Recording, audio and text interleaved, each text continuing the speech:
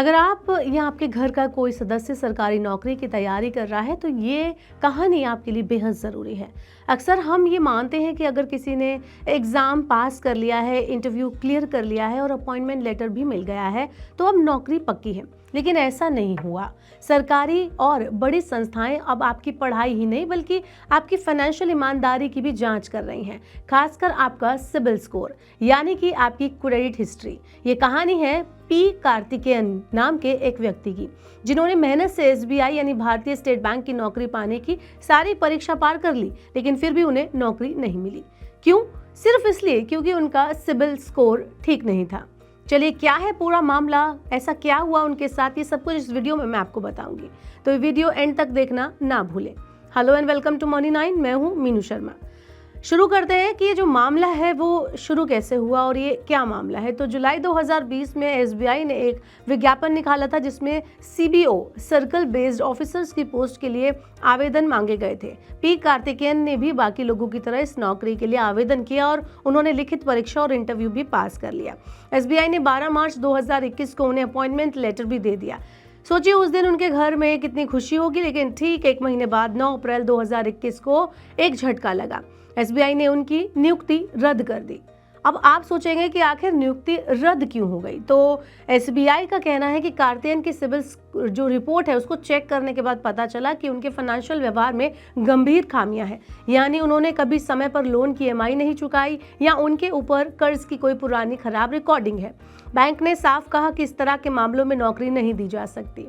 तो अब जरा कार्तिकेयन क्या कहते हैं इस बारे में ये भी जान लेते हैं। कार्तिकेयन इस फैसले से दुखी हुए और मद्रास हाई कोर्ट में उन्होंने याचिका दायर कर दी। उन्होंने कोर्ट में बताया कि जब एसबीआई ने विज्ञापन निकाला था उस समय उनके ऊपर कोई बकाया लोन नहीं था। उन्होंने सभी लोन चुका दिए थे और उन्हें किसी क्रेडिट एजेंसी ने डिफॉल्ट नहीं बताया। उनका कहना था कि अब तो सब कुछ ठीक है, तो बैंक उन्हें नौकरी क्यों नहीं दे रहा है। बैंक का क्या कहना है, इस पर क्या जवाब रहा, उसकी भी बात सुन लेते हैं। तो एसबीआई ने कोर्ट में बताया कि उनकी जॉब विज्ञापन में ये साफ तौर पर लिखा था कि अगर किसी भी उम्मीदवार का सिबिल स्कोर खराब है तो उसे नौकरी नहीं दी जाएगी, चाहे उसने परीक्षा पास की हो या नहीं की हो। ये शर्त विज्ञापन की धारा 1E में दी गई थी। मतलब कि अगर आपने समय पर लोन नहीं चुकाया, कार्ड पेमेंट में अगर चूक गए हैं तो आप योग्य उम्मीदवार नहीं माने जाएंगे।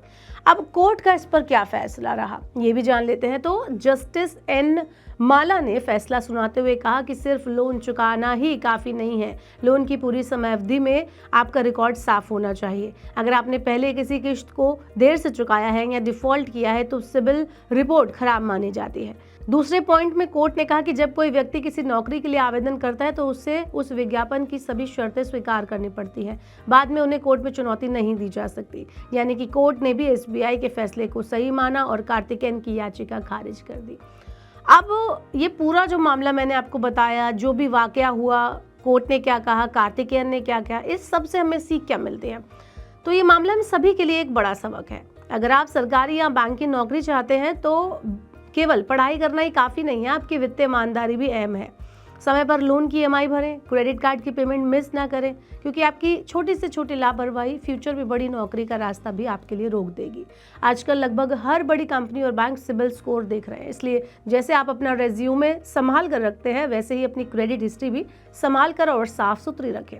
तो पीआई कार्तिकेयन की मेहनत रंग नहीं लाई क्योंकि उन्होंने फाइनेंशियल मामलों में लापरवाही कर दी।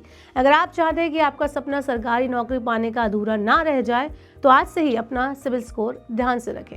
याद रखें, आपकी वित्तीय जिंदगी भी आपकी पेशेवर जिंदगी को प्रभावित करती है और अगली बार जब आप नौकरी के लिए आवेदन करें तो पहले अपने सिबिल स्कोर की रिपोर्ट जरूर देख लें। आपका क्या कहना है इस मामले में, आप हमें कमेंट बॉक्स में बता सकते हैं। ऐसे और वीडियोस के लिए देखते रहिए मनी 9 और सब्सक्राइब करें मनी 9 का यूट्यूब चैनल। मनी 9 लाया है मेंबरशिप प्रोग्राम मनी 9 प्राइम। अब आपके दिमाग में कई सारे सवाल होंगे, मसलन आखिर क्या है ये मनी 9 प्राइम, आपके लिए यानी दर्शकों के लिए इसके क्या फायदे हैं, और एक बड़ा सवाल ये कि मनी 9 प्राइम से आखिर जुड़ना कैसे है। तो इसकी पूरी जानकारी हम आपको देने जा रहे हैं। मनी 9 प्राइम में 3 प्लान होंगे, इकोनॉमी, स्टैंडर्ड और वीआईपी। तो फटाफट ज्वाइन कीजिए YouTube पर मनी 9 प्राइम। ज्वाइन करने के लिए मनी 9 के YouTube पेज पर जाइए, होम पेज पर मिलेगा ज्वाइन बटन, इसे क्लिक करें, अपनी पसंद का प्लान चुनें और बस हो गया, अब आप रहेंगे सबसे आगे।